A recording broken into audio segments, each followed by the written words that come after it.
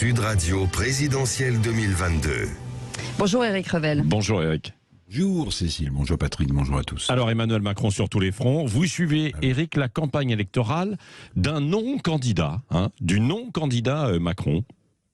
Oui, moi c'est pour moi le nouveau concept, Patrick. Ça s'appelle le non-candidat Macron en campagne. Vous avez sans doute noté, un jour il vante son bilan, le lendemain il joue des coups diplomatiques, et puis un autre jour il convoque l'histoire, le tout évidemment au service de sa réélection. Donc on peut dire oui, Emmanuel Macron sur tous les fronts, ça rime.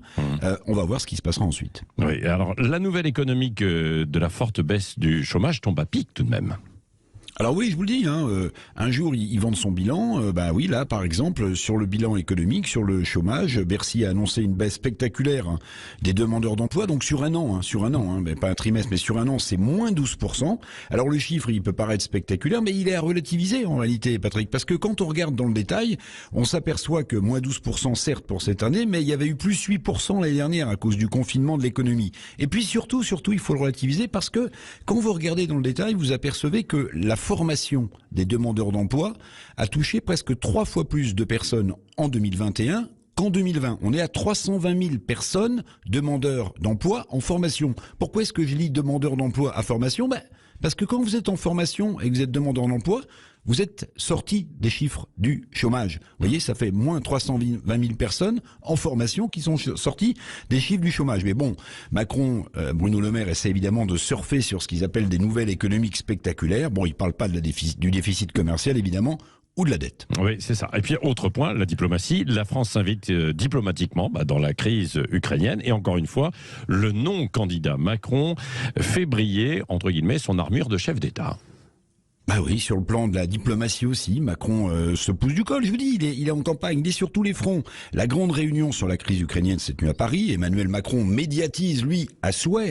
N'oubliez pas, son coup de téléphone demain à Vladimir Poutine pour se donner une stature internationale. Bon, on a du mal à imaginer quand même que le président russe va trembler au téléphone alors que il a mis 100 000 de ses soldats qui sont stationnés aux frontières de l'Ukraine et que Poutine rêve à tort ou à raison de reconstituer la grande Russie pour après l'effondrement de l'Union soviétique. Donc si vous voulez, Emmanuel Macron va passer un coup de téléphone à Vladimir Poutine, mais on n'a pas l'impression que c'est Emmanuel Macron qui va faire changer d'avis le président russe. Et puis sur l'histoire franco-algérienne, Macron ne clarifie pas sa position mais tente de séduire l'électorat des rapatriés d'Algérie. Oui, ça c'était la dernière chose faite par le non-candidat en campagne, Emmanuel Macron, c'était hier, Elisabeth Lévy le rappelait, sur le front de l'histoire franco-algérienne. Il a reçu donc hier à l'Élysée les représentants de rapatriés de la guerre d'Algérie.